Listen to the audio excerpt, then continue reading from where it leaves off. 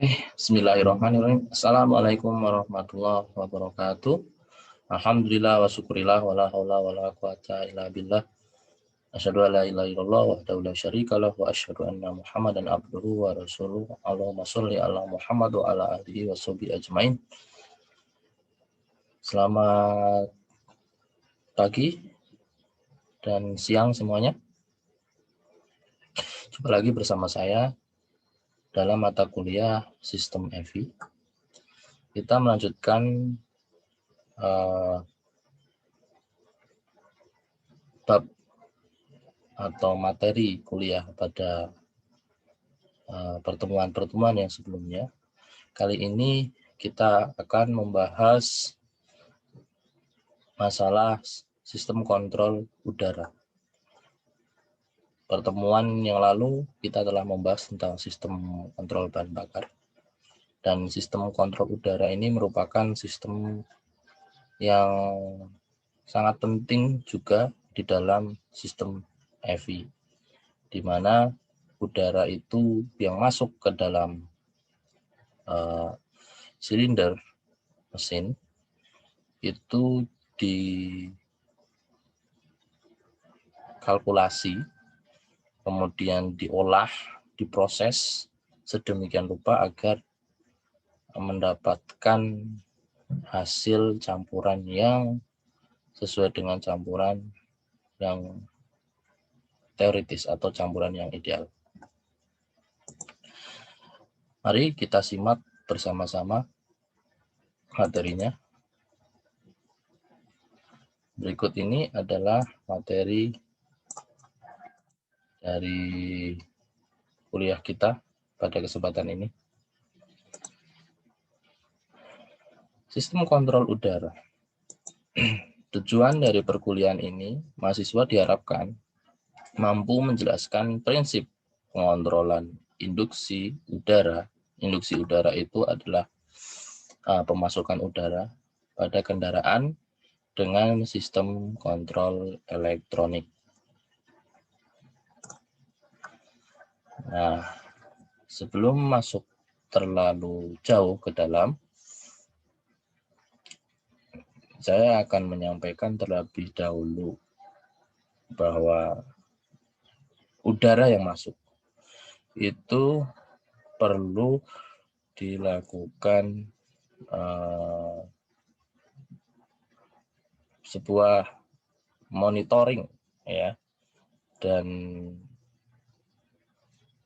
pengontrolan agar rasio campuran udara dan bahan bakar itu bisa sesuai dengan campuran yang stoikiometrik. Nah,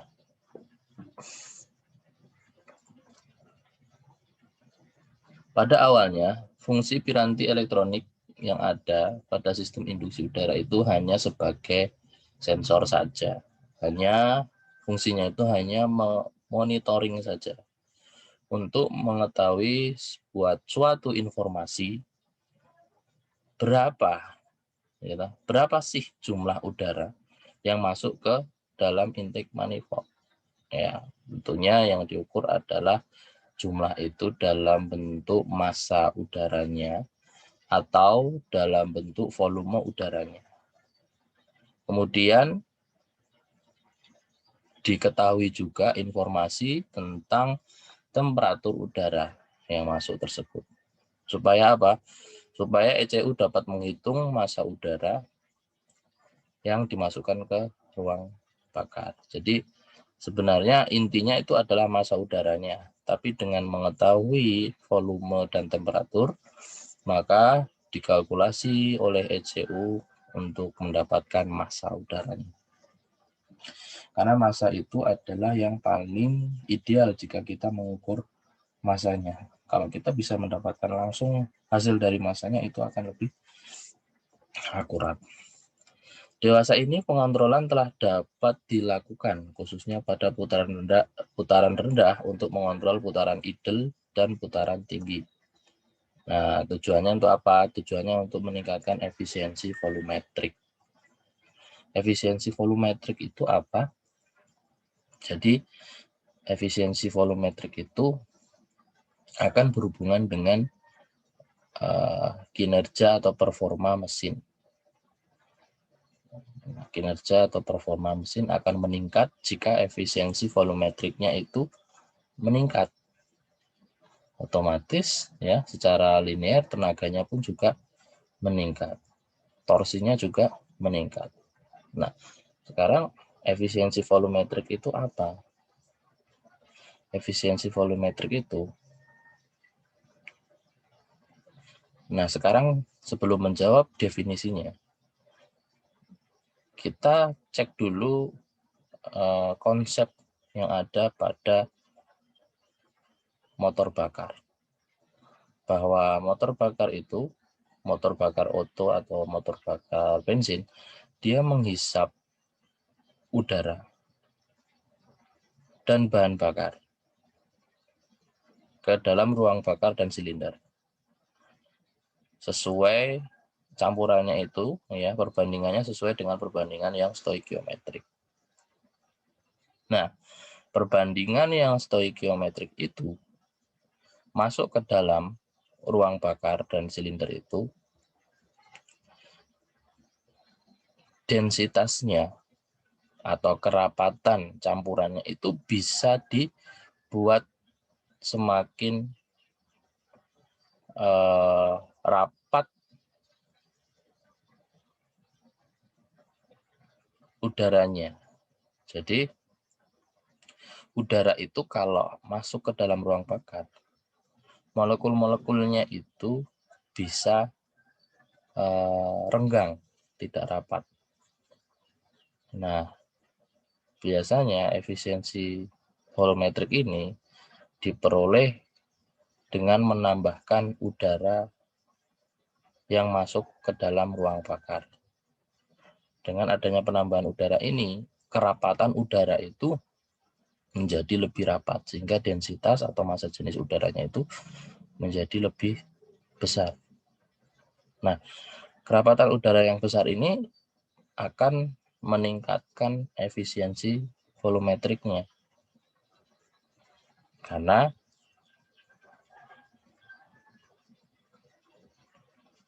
dalam suatu ruang silinder yang masuk udaranya itu akan semakin banyak jumlah molekulnya. Artinya ya tadi kerapatannya akan semakin rapat. Sehingga memenuhi ya, lebih memenuhi dibandingkan yang lebih kecil densitasnya. Kalau itu lebih memenuhi, maka efisiensi volumetriknya akan meningkat. Jadi dengan volume yang sama, massa jenisnya berbeda. Ya, volumenya yang sama, massa jenisnya berbeda. Karena apa? Karena massanya lebih besar. Ya, massa lebih besar itu ya karena molekulnya yang masuk lebih banyak, karena lebih rapat. Ibaratnya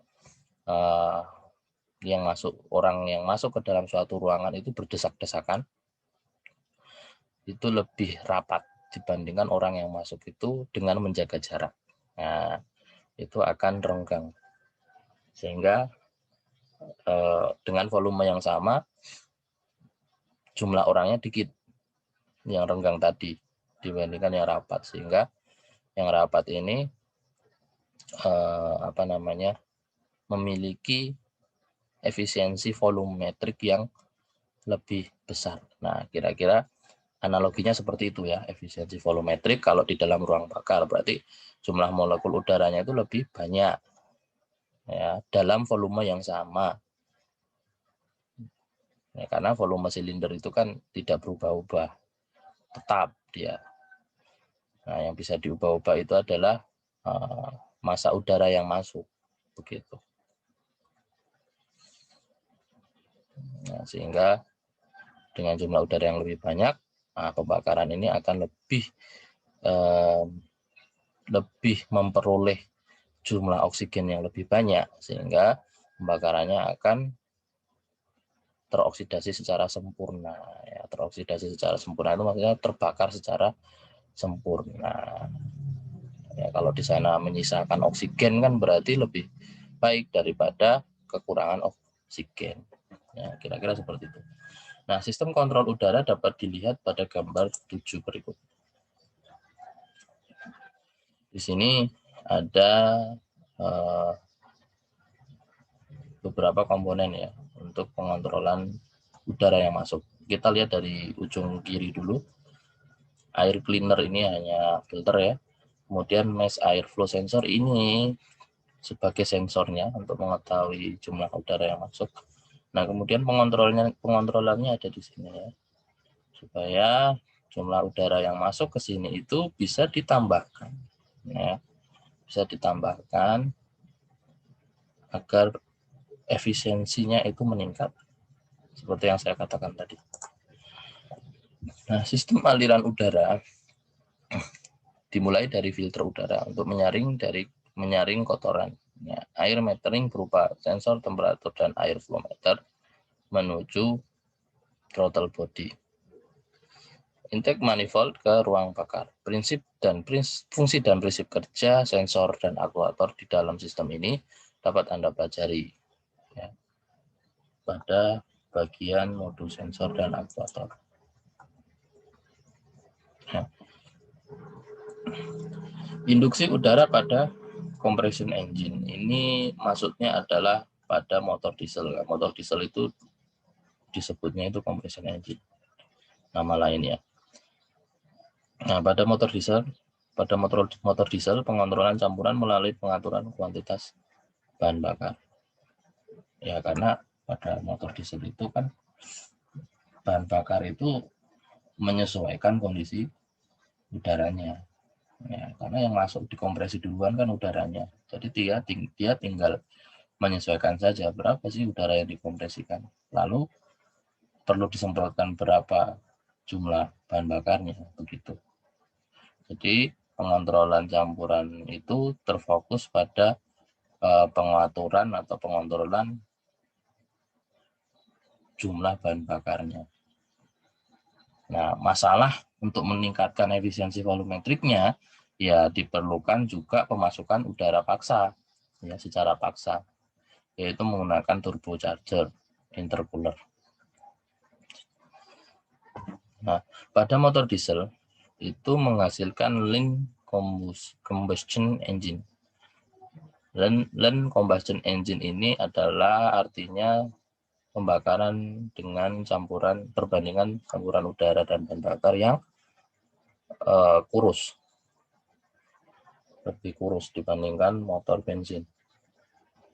Ya, sehingga walaupun dia itu kecenderungannya ya relatif besar cc-nya, dia kecenderungannya itu lebih irit. Karena kurus itu kan berarti campuran bahan bakar dan udaranya, bahan bakarnya itu terhadap udaranya lebih sedikit. Produk HC dan CO-nya sedikit. Ya, karena tadi lebih kurus ya, sehingga HC dan CO-nya sedikit. Untuk kadar NOx-nya meningkat. Ya, karena NOx itu ciri-cirinya kalau kompresinya tinggi, kemudian panas, temperaturnya juga tinggi. Nah, kadar NOx yang keluar di gas buang itu dia semakin banyak. Kemudian induksi udara pada spark ignition engine ini pada motor bensin ya, nama lainnya ini. Dia dikontrol untuk memperoleh campuran yang stoikiometrik. Karena yang masuk ke ruang bakar itu sudah dalam bentuk campuran udara dan bahan bakar. Kemudian metode kontrol dan throttling itu di mana besarnya volume udara masuk sesuai dengan pembukaan katup throttle. Nah, jadi dia masuk bersama-sama tadi di intake manifold, ya. Kecuali yang menggunakan direct injection ya. Pembukaan throttle pada karburator langsung menghasilkan jumlah dan perbandingan campuran. Ada injeksi sebagai data untuk menentukan jumlah bahan bakar yang akan diinjeksikan. Jadi udaranya itu sebagai data, jumlah udaranya itu berapa bahan bakar yang akan diinjeksikan. Nah, Ini adalah efisiensi volumetrik yang saya katakan tadi. Dia semakin besar efisiensi volumetriknya, maka akan semakin besar tenaganya. Efisiensi pembakarannya juga akan meningkat. Besaran yang menggambarkan efektivitas pengisian di dalam silinder. Nah, ini definisi gampangnya ya. Kalau tadi saya membuat penjelasan menggunakan analogika, kemudian ada orang berdesak-desakan masuk ke dalam suatu ruangan dengan yang menjaga jarak, itu jumlah masanya lebih banyak, kerapatannya lebih besar, yang berdesakan, itu menggambarkan efektivitas dari pengisian udara, maksudnya ini pengisian udara di dalam silinder. Ya, analoginya kalau dalam silinder seperti itu, kalau dalam dianalogikan orang masuk ke dalam ruangan itu adalah yang berdesakan dengan yang jaga jarak. Jadi semakin berdesakan itu efektivitasnya semakin tinggi, ya, efektivitas pengisiannya semakin tinggi, sehingga efisiensinya pun semakin besar karena masanya juga semakin besar. Coba kalau Anda lihat dalam efisiensi, MA ini massa air, M air ya, mass of air, massa udaranya ini, itu semakin besar maka ininya akan makin besar, ya, karena kan dia posisinya di atas, makin besar dibagi berapa, di sini misalkan konstan, ini yang kita besarkan masanya, ya, maka efisiensinya makin besar, gitu ya. Seperti itu. Ini rho air itu massa jenisnya ya, volume. Nah, kemudian besar efisiensinya itu 70% hingga 90% pada pembukaan throttle penuh. Nah, tujuan dari pengontrolan udara untuk menyeimbangkan torsi yang dihasilkan dengan perubahan beban engine, sehingga mesin dapat tetap berputar secara stabil meskipun ada penambahan beban-beban aksesoris seperti misalnya AC, kemudian power steering, kemudian ada beban-beban listrik lain, dan proses terhubungnya transmisi otomatis. Itu yang memerlukan beban-beban mesinnya untuk menyajikan putaran rendah. Ini yang kedua, yang halus. Ya, biasanya kalau putaran rendah itu, kalau yang masih konvensional itu didapatkan putaran yang halus itu butuh penyetelan yang sangat detail. Ya, nah, itu pun kadang bergeser lagi, ya kan, setelah halus geser lagi. Dalam jangka waktu tertentu dia akan bergeser menjadi kasar, mesinnya tidak halus lagi. Nah, di sini dijaga agar putarannya itu akan selalu dalam kondisi yang halus dengan emisi gas buang dan konsumsi bahan bakar yang rendah, ya. Mengingat lebih dari 30% pemakaian bahan bakar di dalam kota itu digunakan pada putaran idle, karena di dalam kota itu kecenderungannya sering berhenti, ya. Ada traffic light, kemudian kemacetan, keramaian, jalan itu sedikit demi sedikit, kemudian sering berhenti, itu 30% itu meningkat bahan bakarnya. Nah, untuk mengontrol putaran idle, ECU menggunakan input dari beberapa sensor, yaitu sensor WTS, Water Temperature Sensor, kemudian TPS, Throttle Position Sensor, kemudian sensor dari air conditioner, AC, kemudian dari transmisi otomatis kalau yang menggunakan otomatis, kemudian power steering, kemudian output dari sistem pengisian atau charging system, pengisian kelistrikan pada baterai, ya, pengisian listrik, ya. Kemudian putaran mesin. Nah, pengontrolan idle. Yang pertama, penambahan udara. Tadi saya katakan bahwa udara itu bisa ditambahkan dalam suatu proses pemasukan udara. Tidak hanya bahan bakar saja yang menyesuaikan udaranya, karena dibutuhkan penambahan udara untuk meningkatkan efisiensi udara, efisiensi volumetriknya. Jadi dibuat yang masuk tadi udaranya itu rapat. Ya, seperti saya contohkan tadi, orang yang masuk dalam ruangan berdesak-desakan, itu akan lebih efektif pemasukan udaranya, sehingga efisiensi volumetriknya meningkat, ya. Nah, caranya yang pertama, penyesuaian pembukaan katup bypass pada aktuator untuk memperoleh putaran idle yang sesuai. Yang kedua, penyesuaian putaran idle bekerja dengan metode umpan balik. Yang ketiga, relatif lebih lambat dalam merespon perubahan beban. Ya, jadi dengan ketiga metode tersebut, penambahan udara itu dilakukan. Nah, selanjutnya penyesuaian timing. Bagaimana menyesuaikan timingnya? Timing disesuaikan untuk memperoleh putaran idle yang tepat sesuai dengan perubahan beban. Respon yang cepat karena sinyal diperoleh dari RPM engine diaplikasikan dengan penambahan udara. Jadi penambahan udara ini disesuaikan juga dengan kondisi perubahan mesin ya, pada saat diakselerasi atau pada saat mendapatkan beban. Tadi yang sudah disebutkan ya, RPM engine itu kan dia proses putaran ya, kecepatan putarannya itu, jadi disesuaikan penambahan udaranya tersebut.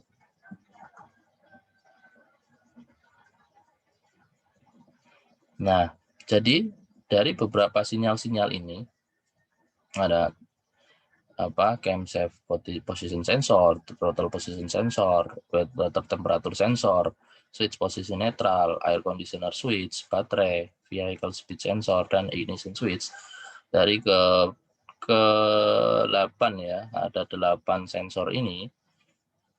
Sinyal-sinyal yang didapatkan dari beberapa sensor ini itu akan diproses oleh ECU, Electronic Control Unit atau ECM, Engine Control Module ya, sama saja ya, fungsinya untuk memproses masukan dari sensor. Dia adalah sebagai otaknya, sebagai prosesornya kalau di dalam komputer. Dan dia nanti akan memberikan perintah kepada aktuator idle-nya. Aktuator dalam kondisi idle-nya di sini adalah idle air control valve. Ya, IAC valve, atau nama lainnya adalah Anda pernah mendengar istilah ISC valve, itu sama ya istilahnya ya. Dia itu adalah sebagai aktuatornya. Nah, itu. ISC valve itu yang lebih sederhana, kalau idle air control valve ini yang lebih konstruksinya lebih rumit ya. Karena dia bisa memasukkan udara, menambahkan udara maksud saya. Nah, kalau kita lihat di sini, camshaft position sensor fungsinya untuk menentukan kecepatan mesin, ya, memberikan input, masukkan informasi putaran mesin, ya, sinyal dalam bentuk putaran mesin itu, putaran mesin berapa.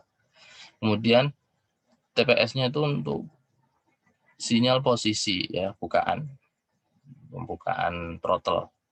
Kemudian WTS itu untuk informasi temperatur engine-nya melalui radiator ya. Kemudian switch posisi netral itu untuk ya mengetahui dia posisi netral atau posisi apa. Ini kalau pada automatic transmission ya, automatic transmission atau transmisi otomatis. Kemudian air conditioner switch itu ya ini untuk mengetahui AC itu bekerja atau tidak. Karena AC merupakan beban ya. Sehingga nanti juga treatmentnya juga akan berbeda ketika AC bekerja atau tidak. Kemudian baterai, nah ini untuk mengetahui tegangannya. Penting ya. Tegangan ini untuk sebagai input masukan dari ECU. Kemudian vehicle speed sensor, ini menentukan kecepatan kendaraan stasioner atau tidak. Nah, ini kecepatan kendaraan itu stasioner atau berada dalam kondisi stasioner atau tidak. Kemudian ignition switch ini mempertahankan putaran idle pada posisi selain start. Ya, sinyalnya sinyal start sebenarnya. Kalau tidak di start ya berarti dia kondisinya ignition kan gitu. Kemudian skema aliran udaranya. Ya, kita mulai dari air cleaner kemudian menuju ke air flow meter, AFM, air flow meter atau air flow meter, nama lainnya itu ya air flow sensor ya, karena dia flow-nya yang ukur, berarti menggunakan kecepatan aliran udara ya, akan mengetahui jumlah udara yang masuk. Kemudian masuk ke intake air connector pipe, kemudian terbagi, yang ini masuk ke throttle body, ini yang bagian utamanya, kemudian ke air intake chamber, satunya terbagi ke air valve. Ini untuk melakukan penambahan jika diperlukan. Kemudian dari intake air chamber masuk ke intake manifold dan ke silinder. Nah, jadi proses penambahannya ada di sini ya. Itu aliran udara pada sistem memasukkan udara atau sistem induksi udara.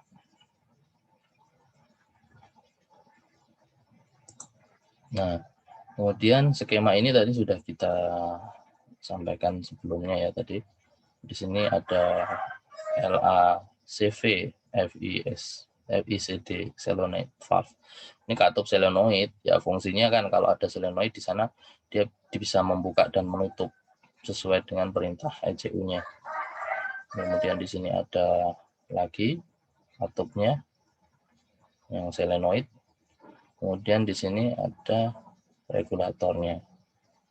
Nah, regulator ini dia bisa mengontrol lah penambahan dan pengurangannya itu sesuai dengan perintah ECU-nya. Nah, ECU-nya yang mengetahui kapan harus dibuka, kapan harus ditutup. Intinya di sini adalah sebuah saluran yang di situ pengontrolannya itu dibuka dan ditutup dengan katup ya. Katupnya berupa katup solenoid, dikontrol secara elektronik. Nah, air flow meter ya, ini itu dia biasanya pada tipe LFI. Nah, tipe LFI itu dia masih menggunakan air flow meter. Nah, apakah ada yang lain lagi? Ada, yaitu tipe DFI. Tipe DFI itu dia tidak menggunakan air flow meter lagi. Nah, tapi dia menggunakan map sensor. Ya, yaitu seperti ini. Ini adalah map sensor. Bagian-bagiannya Anda bisa melihat di sini ada plat pintu katup pintu udara, ruang kompensasi, plat katup kompensasi, sensor temperatur udara masuk, saluran udara idle, poros potentiometer, tahanan geser, plat geser. Oh ini maaf, ini yang AFM ya, sorry. Ini bukan map tapi ini AFM. Nah map itu yang seperti ini ya, manifold absolute pressure sensor. Ini tipe DFI. Dia tidak mengukur flow atau kecepatan aliran udaranya, tetapi dia mengukur tekanan absolut, maksud saya, tekanan absolut. Nah, makanya namanya manifold absolute pressure sensor.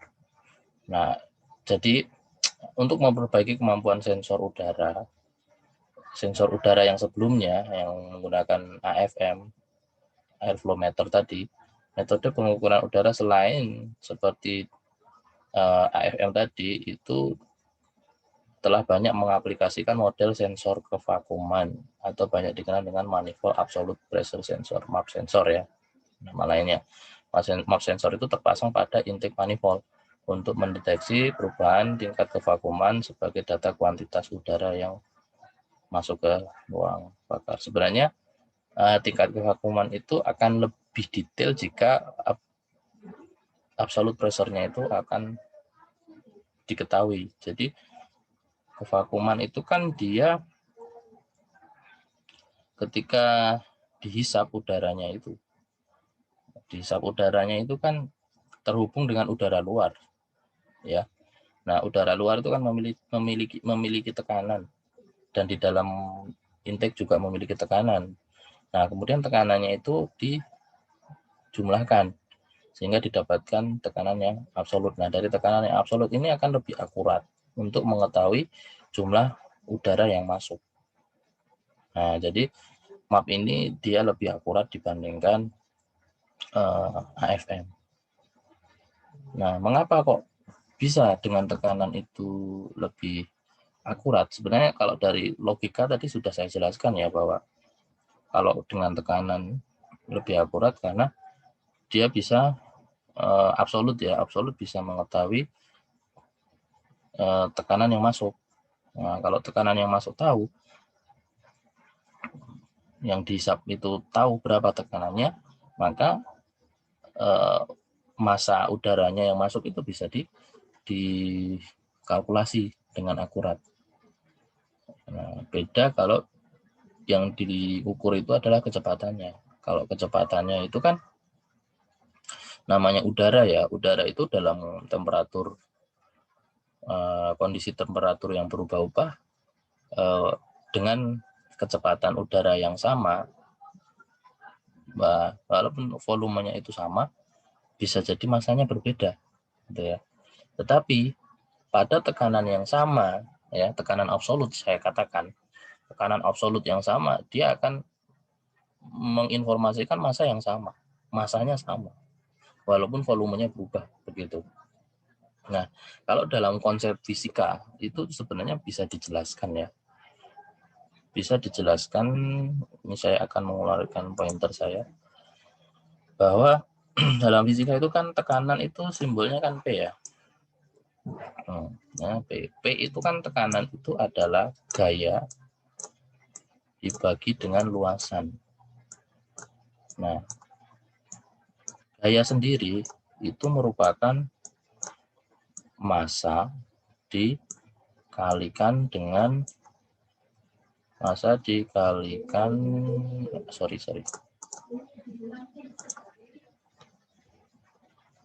ya ini titik ya, maksudnya kali, massa dikalikan dengan A, percepatan, kemudian yang di bawah A-nya besar itu adalah luasan. Nah, sekarang kalau kita lihat dari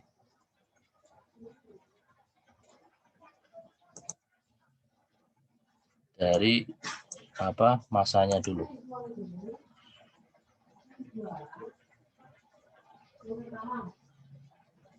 Saya kasih warna yang berbeda, misalkan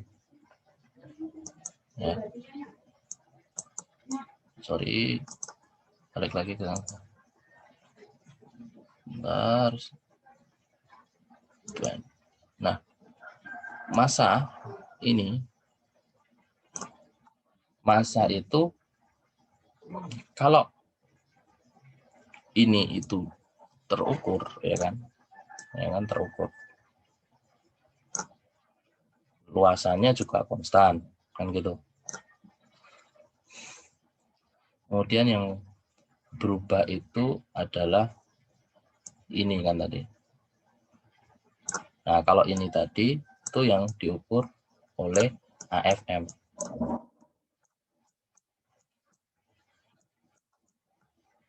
Sedangkan yang ini itu diukur oleh MAP.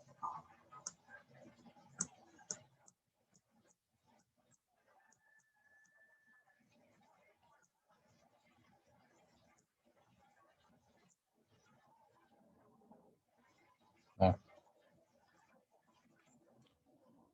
kalau dari rumus ini itu ketika ini berubah, maka ini diketahui memang betul. Ketika ini berubah, maka ini diketahui. Tapi jika ini yang diketahui, maka berapapun perubahan ini, kita akan mengetahui ini masanya. Walaupun di sana ada proses misalkan terjadi pemuaian udara karena temperaturnya meningkat. Dan bisa aja tuh, misalkan yang dihisap itu temperatur udaranya lebih tinggi, sehingga volumenya juga lebih besar. Nah, dengan volume yang lebih besar, kecepatannya kan dia bisa aja sama. Sehingga masanya ini yang diukur juga sama, sehingga dia tidak akurat. Berbeda ketika tekanannya yang diketahui, maka berapapun ini, dia akan ketahuan masanya. Jadi kira-kira kalau menggunakan analogi secara fisika itu seperti ini. Tadi yang sebelumnya saya jelaskan secara logika juga ya, biar Anda bisa memahami kedua-duanya. Nah, ini map sensor ya, dia sensornya sederhana. Ya sebenarnya mengukur tekanan absolut ya di dalam manifold, intake manifold. Nah, ini part pertamanya ya. Silahkan Anda pelajari baik-baik video ini. Jumpa lagi ke part 2. Terima kasih ya. Pelajari dengan baik.